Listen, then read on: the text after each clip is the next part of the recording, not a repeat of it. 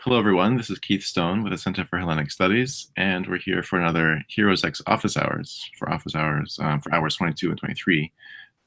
We're here with Greg Nagy and Janet and Elaine and Sarah, and these are the Plato hours. And we're almost at the very end of the 24-hour sequence. But a little bit of Plato just before we go.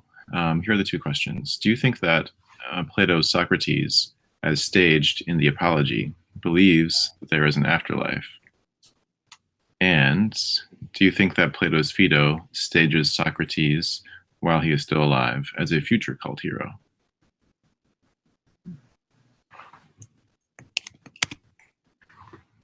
What do you all think?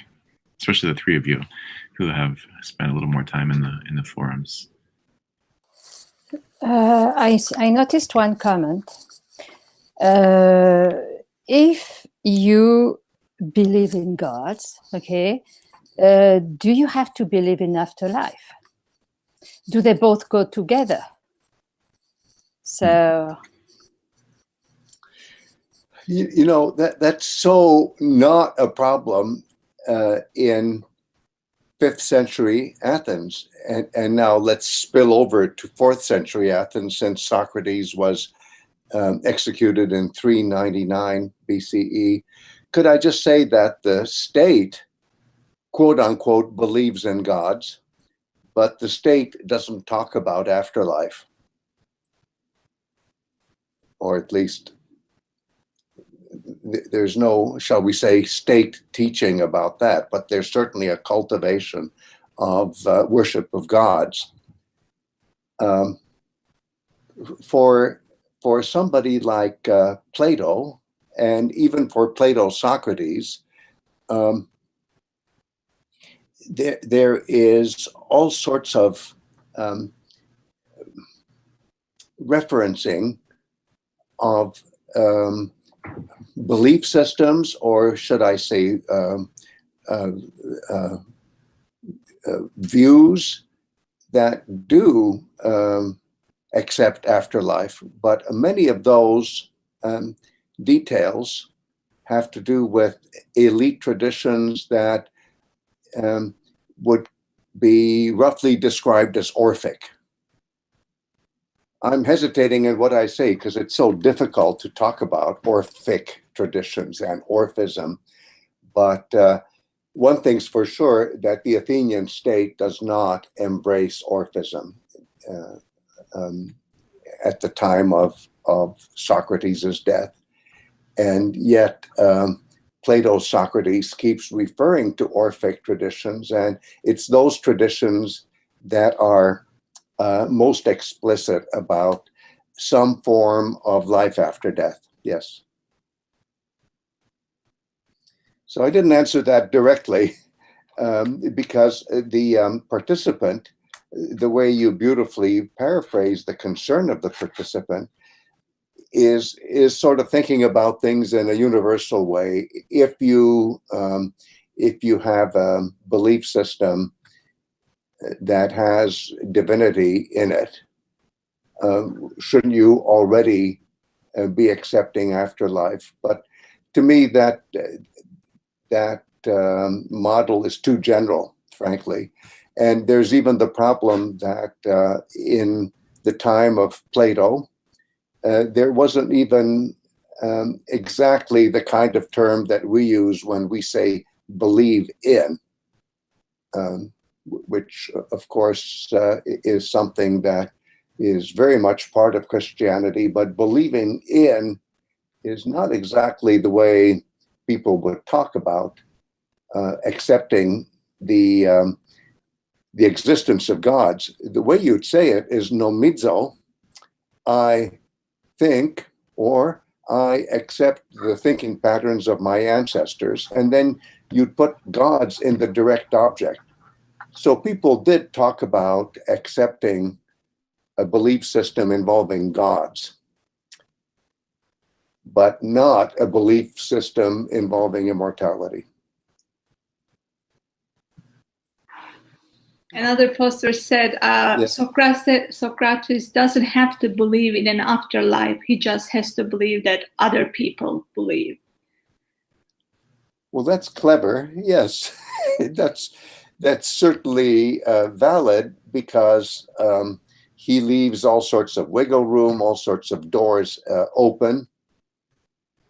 But I find it still striking that when he talks about meeting heroes, he accepts the idea, he is Plato's Socrates, he accepts the idea that heroes do become immortal.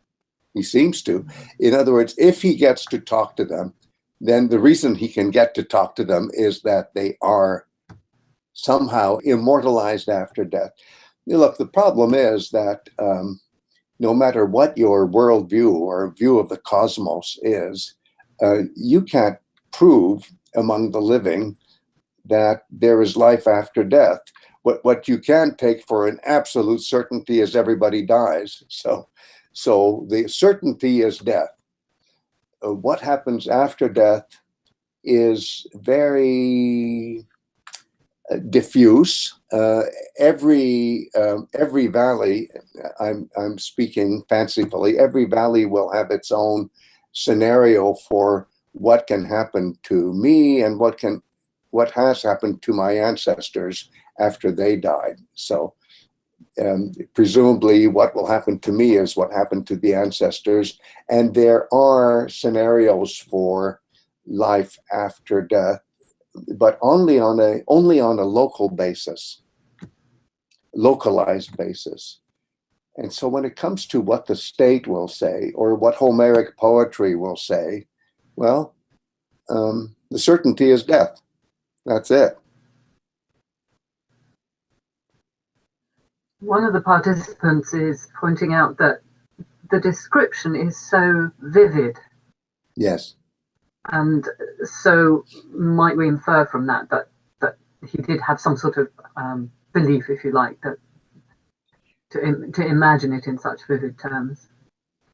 Yes, and I agree that it's not just a vivid description, it's obviously a traditional description, because whatever bits and pieces we can find elsewhere, really, those bits and pieces fit the scenario that we see Socrates talking about when he says, well, after death there may be an eternal sleep, like a good night's sleep, where you don't remember anything, or there could be this other scenario. All I'm saying is this other scenario has hundreds of variations. And that's one of the many reasons it's difficult to talk about. I think one of the big strengths of Christianity as a new worldview is that Christianity tends to universalize what afterlife is. But even with Christianity, it takes a long while for that to happen, I think. It's not instantaneous. I'm just thinking that Socrates seems to focus on dialogic aspects of the afterlife. Yes, that's yes. his heaven, so to speak. Yeah, yes, that's his personal heaven. Wouldn't it be fun to be able to interrogate Achilles and Odysseus? He says that in different contexts, but he does mention both of them. He wishes he could bother all of them with questions just as much yes, as yes. his Athenian audience. And of course, with Achilles, what seems to be happening is a kind of recomposition of the Iliad. So that's almost funny, isn't it? With Odysseus, it has to do with the darker side of Odysseus, as well as the positive side that is accentuated, of course, by our Odyssey. But the fact that Odysseus did have a rival in Greek myth, and another kind of inventor, culture hero, almost trickster figure, and I'm thinking of Palamedes. You know, in Westerns, when somebody's saying this town isn't big enough for two of us, well, the Odyssey wasn't big enough to accommodate Palamedes. They're just traces of that tradition, but he's not there. But certainly Socrates mentions Palamedes and the unjust death of Palamedes, which was caused by Odysseus. So Odysseus has a lot to answer for if Socrates ever gets to interview him. Yes, and justice is important for Socrates. Yes. Plato. Yes. Maybe one other thing I should add to all of this is that there's not only a great deal of variety about how to envision any kind of life after death, but for Socrates, because as you say, dear Hélène, there's a philosophical dimension to everything he says, philosophical agenda, which are then certainly perpetuated by Plato himself.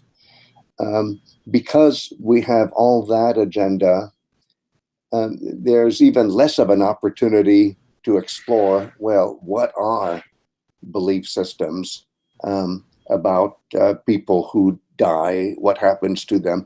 And I might say the older I get, the more I realize that even in Homeric poetry, although there is Hades, and most of the details about Hades suggest to me a transition. So I can't tell where people end up, so to speak. There's no clear idea of ending up, so to speak, in heaven or hell.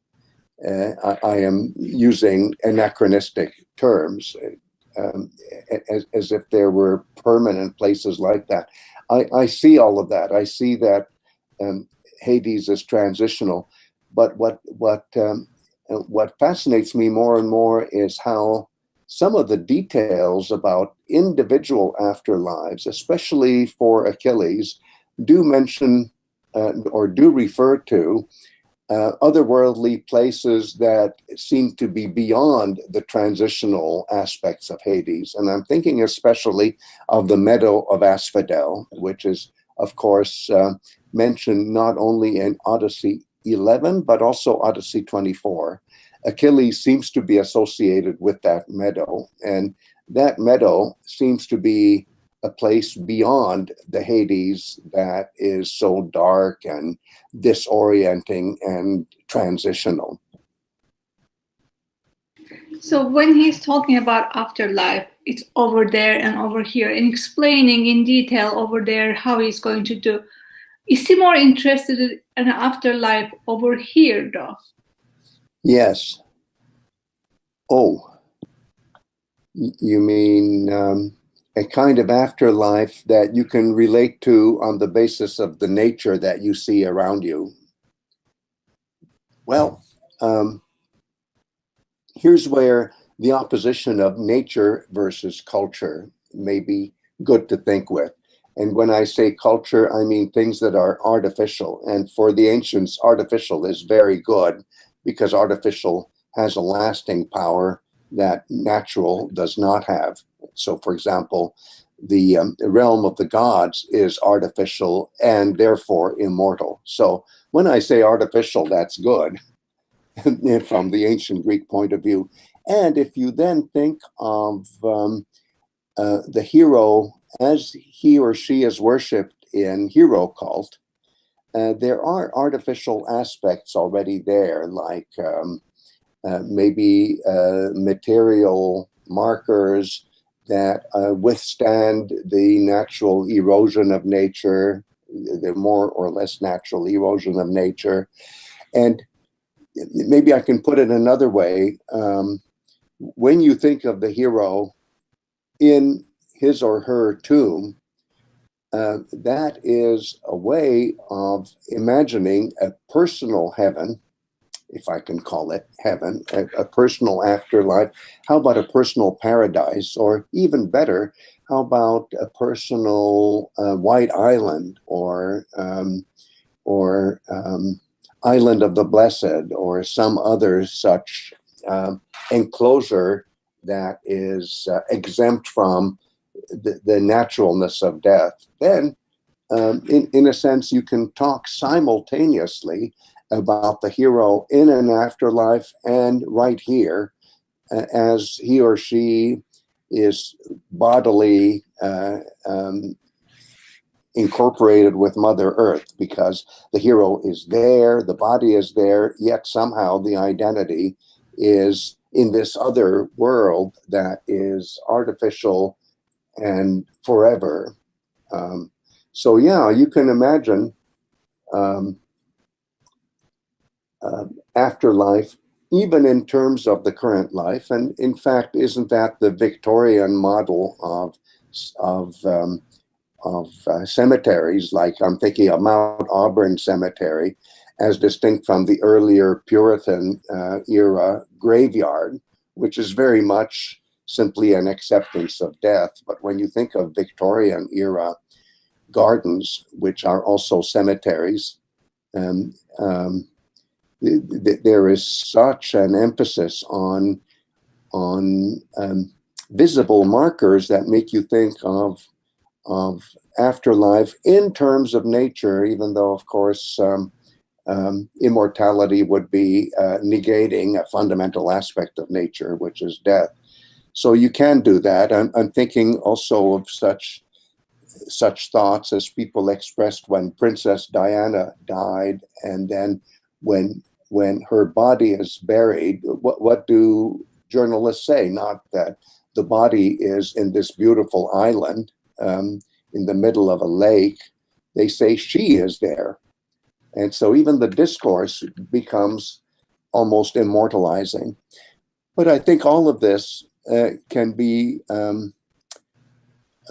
maybe confusing as well, because it can distract from what I think is also there, which is some kind of visualization of the hero in an afterlife that is not visible in terms of the tomb.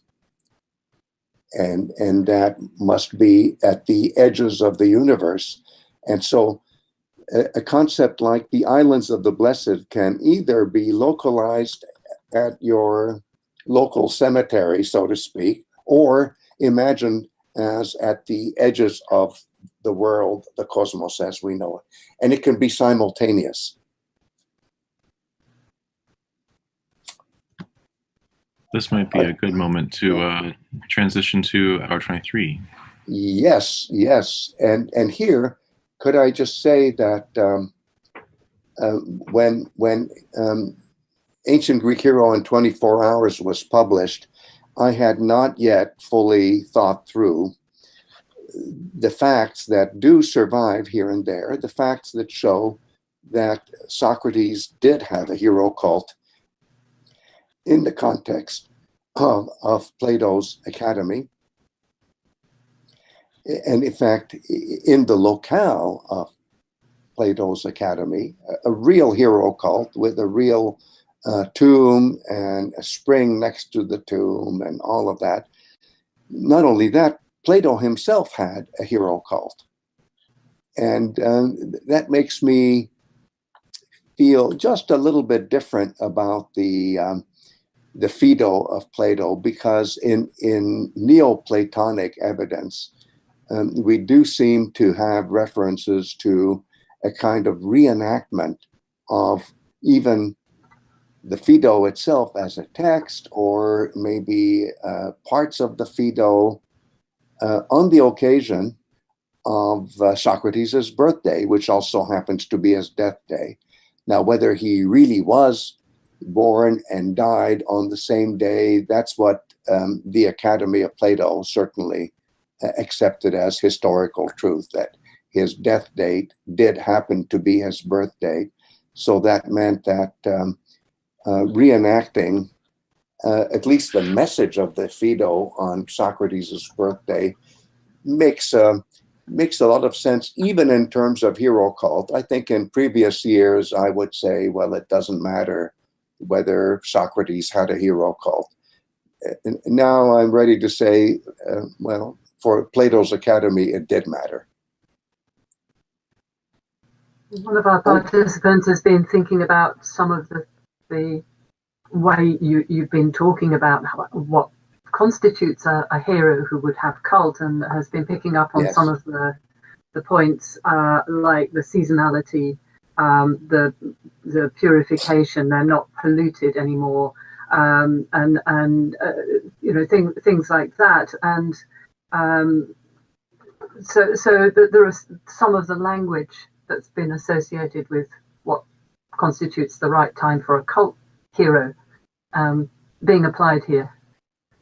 I so agree. And if any of the participants out there are interested in where I have written up my revisionist thinking concerning the hero cult of Socrates and the hero cult of Plato, you can find it in the book called Masterpieces of Metonymy. And if you go to the Center for Hellenic Studies website, it's very easy just to click on it. And there it is, a rather detailed expose of what is said about Socrates' hero cult and Plato's hero cult. We can put a link to that.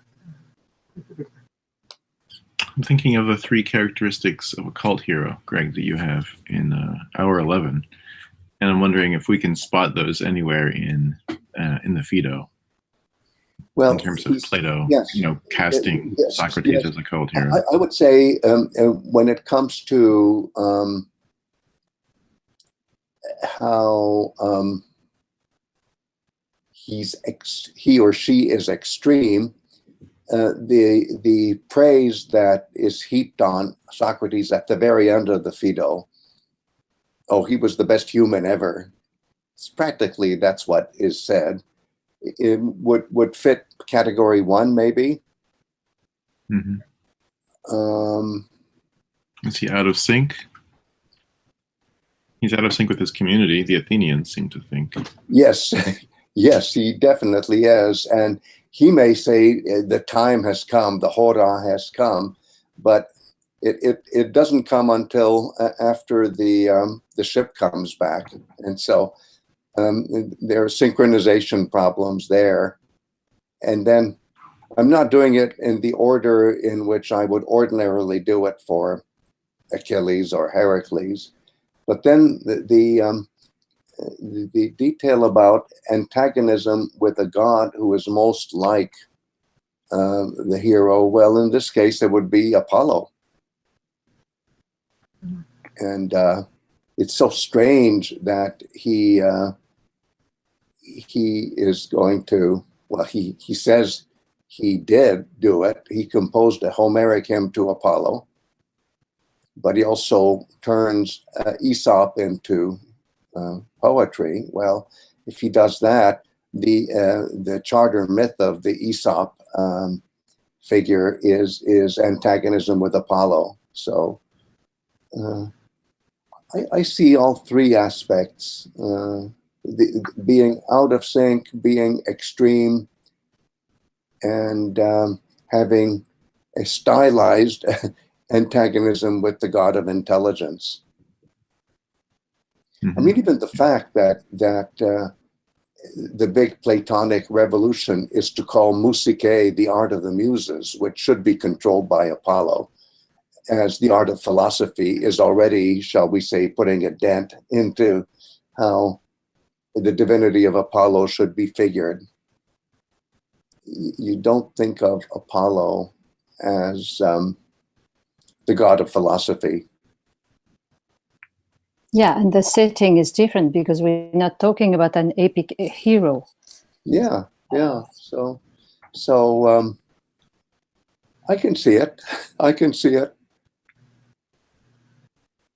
When it comes to other things like the body of Socrates being a talisman of fertility of some kind, yes. Do we have that? We don't have a tomb for him necessarily. Well, it's not mentioned. Well, you in real don't. Life we do. You don't in the Phaedo, certainly, but then I think of the life of Proclus by Marinos, and I think of the anecdote where before he ever became director of the Academy, of Plato's Academy, way back when. This is Proclus arriving in Athens for the first time, and he's so excited about being in Athens, and the retinue decides to walk all the way from the Piraeus, the harbor, to Plato's Academy in Athens, and Proclus gets very thirsty along the way when he's just about to enter the building of the Academy, and so he sits down. "May I have a drink of water?" Somebody brings him a drink of water, and it's from a freshwater spring that is right next to the tomb of Socrates. So at least in Neoplatonic times, there was an established understanding that Socrates has not only a tomb or a nema, a memorial, but that there's a freshwater spring next to it. This future director of Plato's Academy actually has a drink of fresh water there before he ever enters the building of Plato's Academy. That's really something. Wow, that's perfect. I need to look that up. Well, we're getting along in our time here. Yes, this is so much fun, and I'm so glad that the participants have, or many of them at least, have stuck with this, because what a way for things to come together by reading Plato. It's a wonderful way, I think, of looking at all the values of the hero, including the cult hero. And I so appreciated the questions of the participants out there, and then the immediate participants, Sarah, Elaine, Janet, and you, dear Keith. These questions just give me a real buzz about heroes, and I think here you see Plato really bringing together a lot of the things that we've been struggling with. Great. Thanks so much. 2, 3, 4. Thank you all. And see you next time for hour 24. Bye for now.